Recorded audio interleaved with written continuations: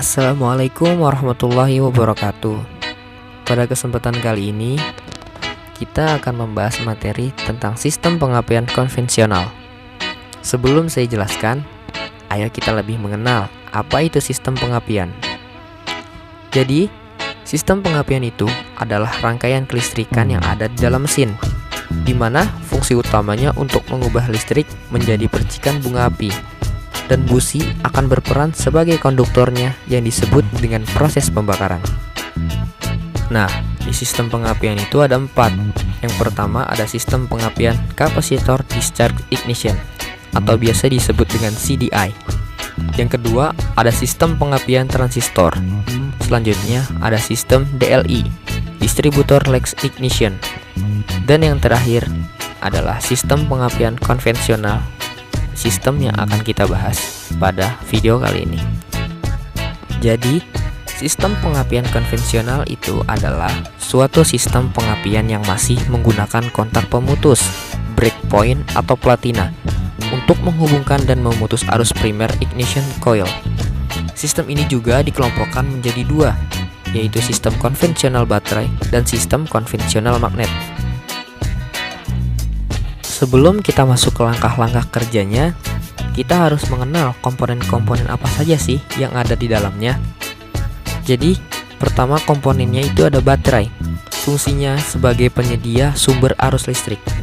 Yang kedua, ada kunci kontak. Fungsinya untuk menghubungkan dan memutus arus listrik dari baterai ke sirkuit primer. Yang ketiga, coil. Fungsinya menaikkan tegangan dari tegangan baterai 12 volt menjadi 15.000 volt. Selanjutnya, distributor. Fungsi utamanya membagi dan menyalurkan arus tegangan tinggi ke setiap busi dengan urutan pengapian. Di distributor ada 2 bagian. Yang pertama kontak pemutus. Fungsinya menghubung dan memutus arus primer agar terjadi induksi tegangan tinggi pada sirkuit sekunder. Yang kedua ada kondensator. Fungsi pertamanya untuk mencegah loncatan bunga api di antara celah kontak pemutus, dan fungsi keduanya untuk mempercepat pemutus arus primer sehingga tegangan induksi yang timbul pada sirkuit sekunder tinggi. Kelima, kabel tegangan tinggi.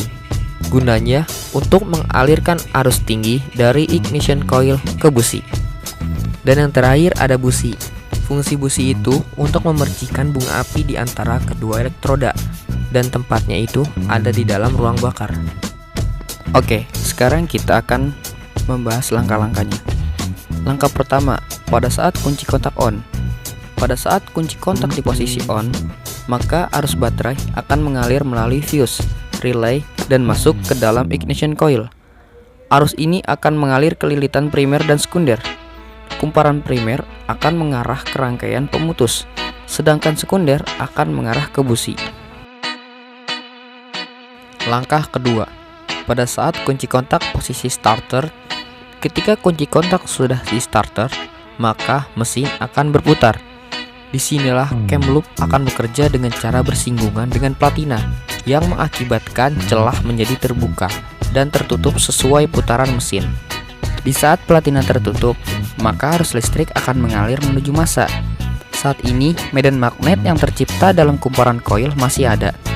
Di saat sebaliknya, yaitu ketika kontak poin atau platina terbuka, arus listrik yang mengalir akan terputus, dan medan magnet di kumparan primer coil juga akan menghilang.